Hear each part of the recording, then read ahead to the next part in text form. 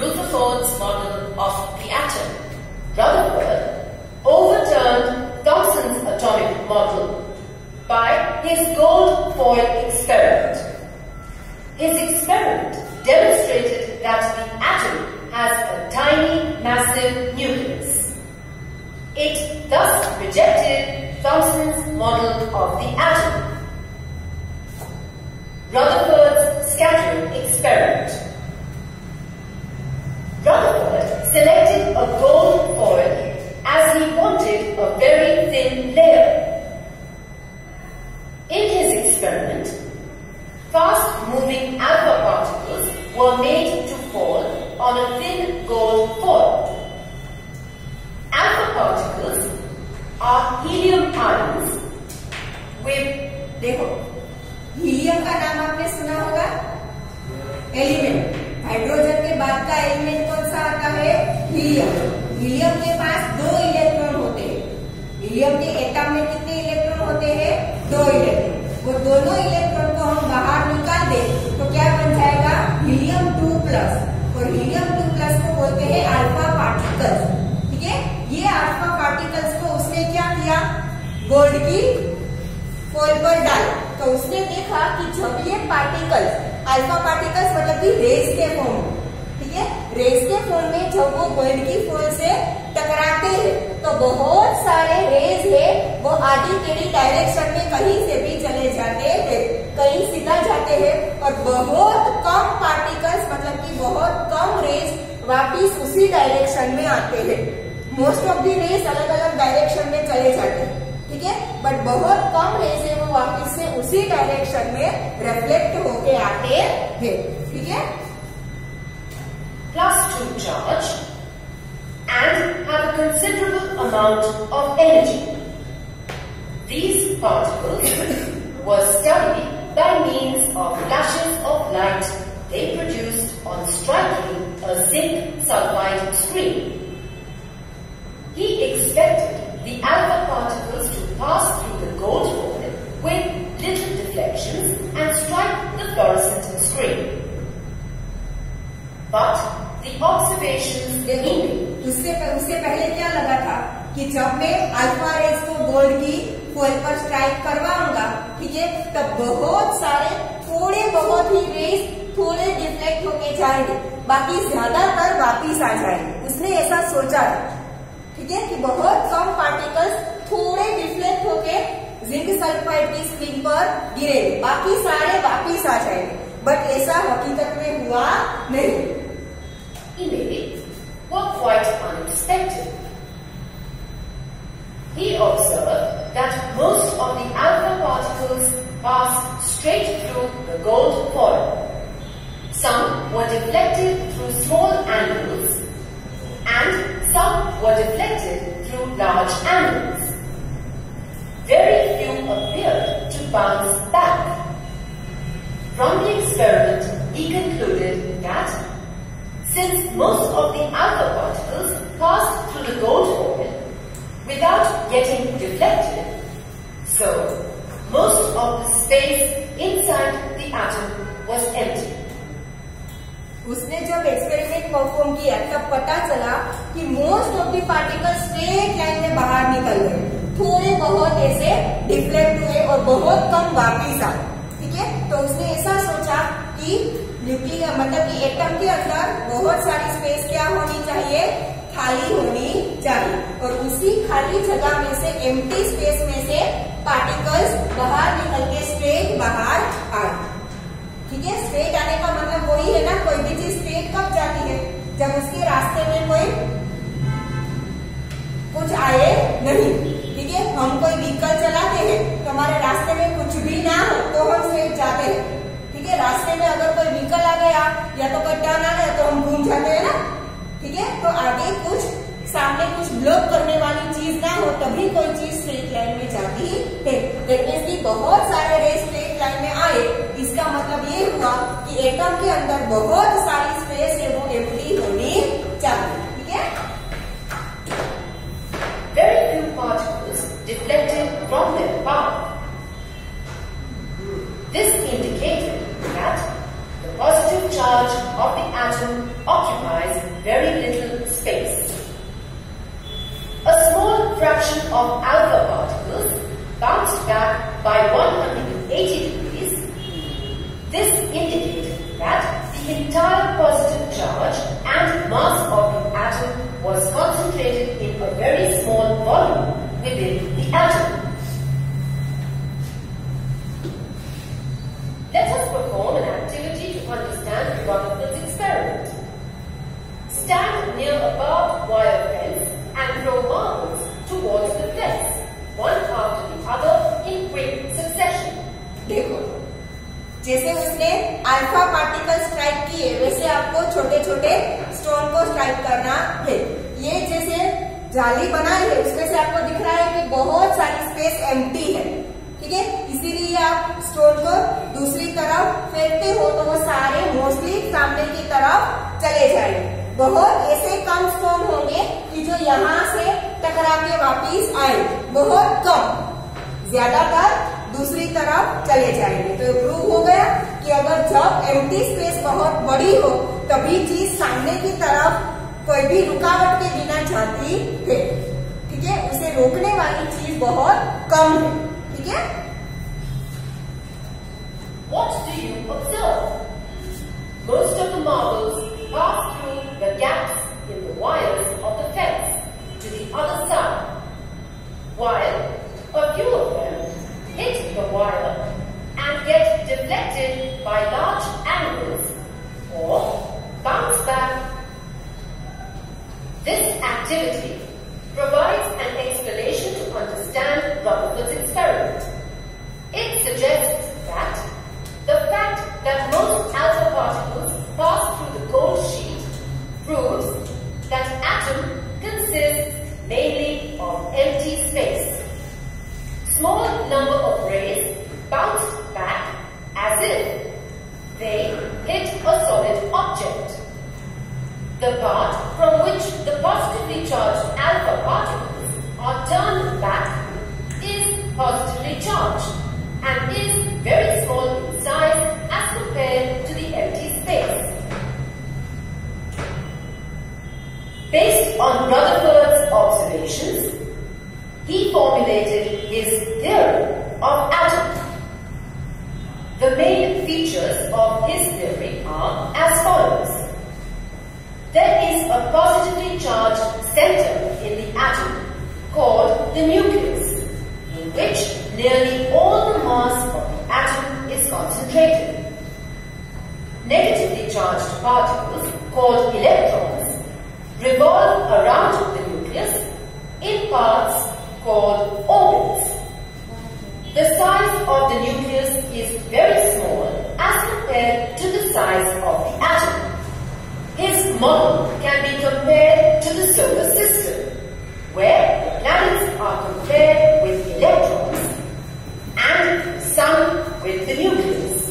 It is called the nuclear model of the atom. What were the drawbacks of Rutherford's model of the atom? Rutherford's atomic model could not explain how the moving electrons could remain in its orbit. देखो, Rutherford ने ये तो बोल दिया कि nucleus है जिसके अंदर क्या होंगे, प्रोटॉन्स होंगे और न्यूट्रॉन्स होंगे और इलेक्ट्रॉन्स ऑर्बिट्स में घूमते हैं, ठीक है। बट वो ये प्रूव नहीं कर पाया कि इलेक्ट्रॉन है वो अपनी ही ऑर्बिट में क्यों घूमता है।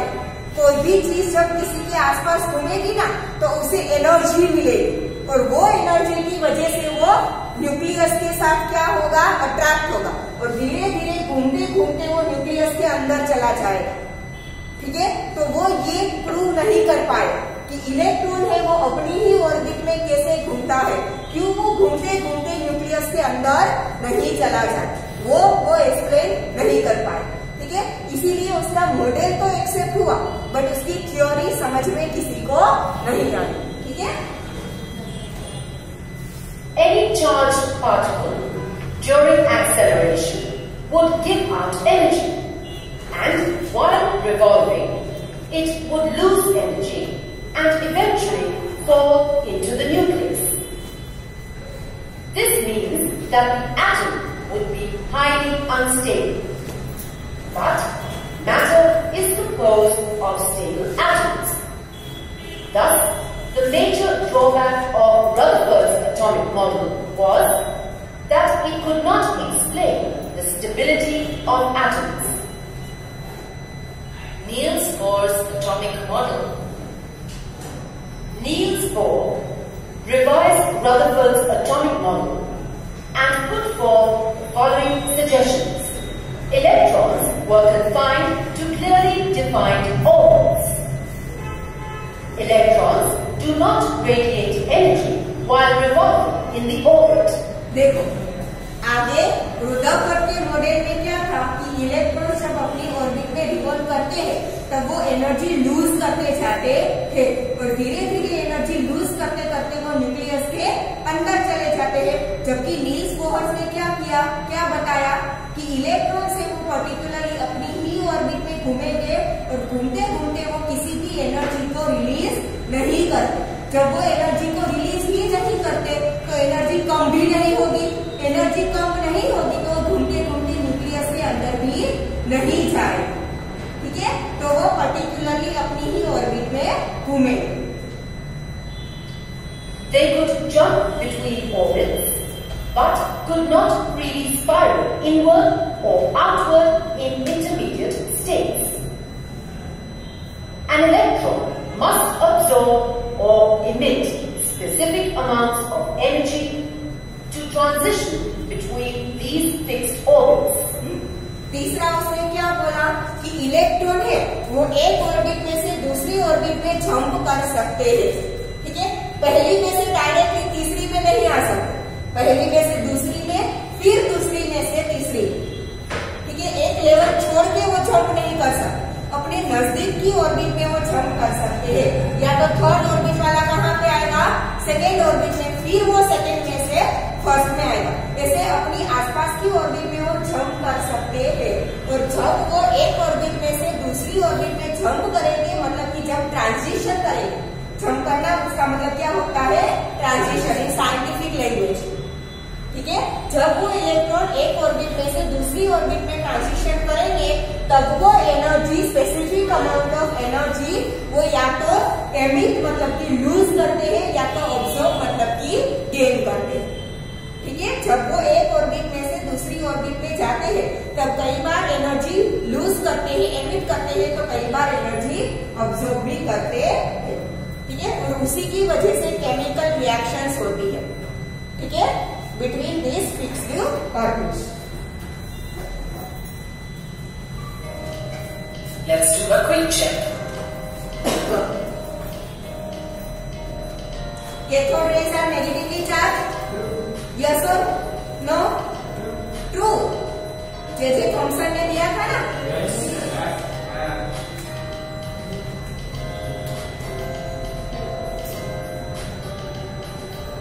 Thomson proposed that an atom consists of a negatively charged sphere where the protons are embedded in it. ये दिया था? नहीं, उसने ऐसा दिया था कि ये जो स्फीयर है वो पॉजिटिवली चार्ज है और जो प्रोटॉन्स है वो नहीं, electrons are embedded in it. तो यहाँ पे आना चाहिए पॉजिटिवली चार्ज और यहाँ पे आना चाहिए इलेक्ट्रॉन्स। तो सेंटेंस कैसा है, false. According to Thomson's model of the atom, the entire mass of the atom resides in the neutrons. False. उसने क्या बोला था, पूरा मास है वो स्फीयर में मतलब कि प्रोटॉन में होना चाहिए।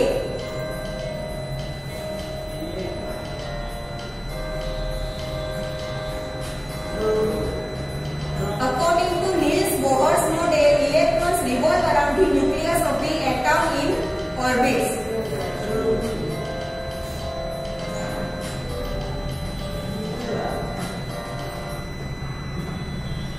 Distribution of electrons in orbits.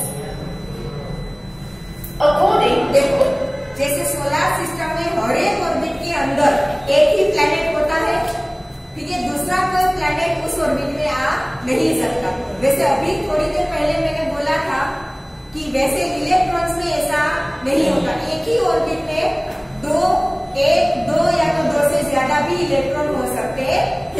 ठीक है, तो वो इलेक्ट्रॉन का ऑर्बिट्स में डिस्ट्रीब्यूशन कैसे होता है? कई बार ऐसा हो कि पहली ऑर्बिट में 3 हो, 4 हो, 5 हो, तो हम डिसाइड कैसे करेंगे कि कौन सी ऑर्बिट में कितने इलेक्ट्रॉन होंगे? तो उसका तो पर्टिकुलर डिस्ट्रीब्यूशन होना चाहिए ना। ठीक है, तो वो डिस्ट्रीब्यूशन कैसे होता है? Bohr's model. Electrons occupy certain stable orbits or shells. Each shell has definite energy. These orbits or shells are represented by the letters K, L, M, N. देखो क्या बोला था लास्ट में नील्स बोहर ने कि इलेक्ट्रॉन से वो orbits में रिवॉल्व करते थे। वो ऑर्बिट्स को हम शेल भी बोल सकते थे और उसे क्या नाम दिया? KLML। मतलब कि न्यूक्लियस से सबसे नजदीक की जो शेल या तो ऑर्बिट होगी वो क्या होगी? K, उसके बाद की L, उसके बाद की M और उसके बाद की N।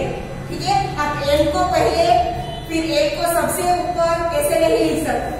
ठीक है, इसी सीक्वेंस में आपको लिखना है। न्यूक्लियस के सबसे नजदीकी K, उसके बाद L, उसके बाद M और उसके बाद N। KLML। Clear? Or the numbers 1, 2, 3, 4. The maximum number of electrons present in the shell is given by the formula 2n square.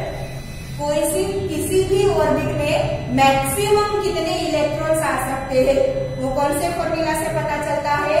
2n से। where n is the number of shell. k के लिए क्या है? 1। तो अगर k shell में या तो k ऑर्बिट में कितने इलेक्ट्रॉन्स मैक्सिमम हो सकते हैं वो फाइंड करना हो तो हम n की जगह पे क्या रखेंगे? 1। Clear? Where n is the orbit number or shell number. The maximum number of electrons in different shells are as follows. The first orbit or K shell will have 2 multiplied by 1 square, that is 2 electrons. The second shell will have 2 multiplied by 2 square, that is 8 electrons.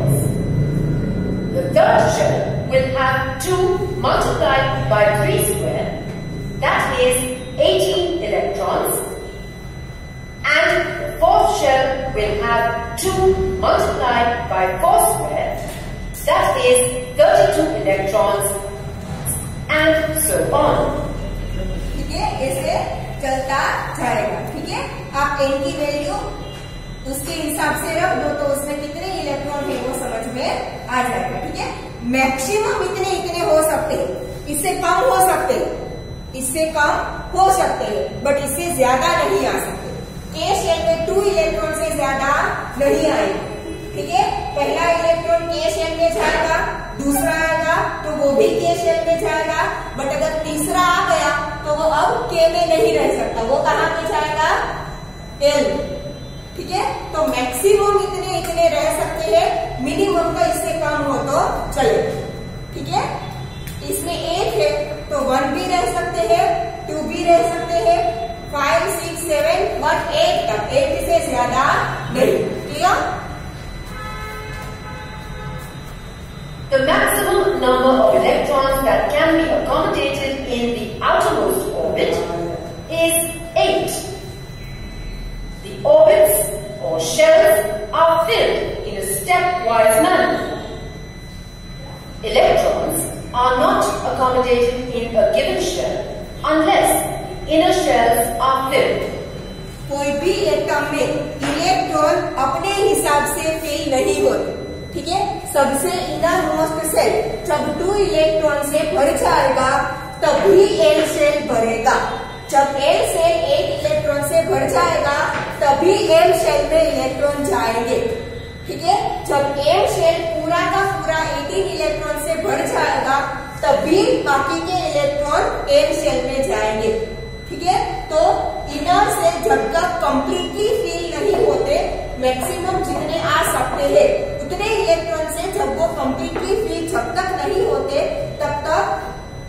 Shell में electron नहीं जा सकते, ठीक है। और किसी भी atom में आउटर सेल के जितने भी नंबर ऑफ इलेक्ट्रॉन है उसे उसकी वैलेंसी बोलते हैं। क्या बोलते हैं, ठीक है।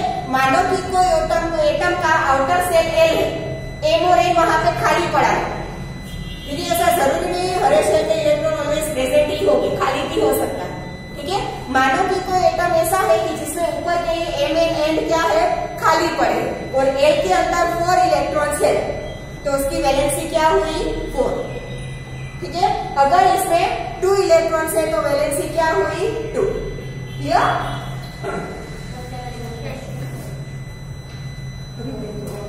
Electronic configuration of elements. The energy of every electron depends upon the shell that it occupies.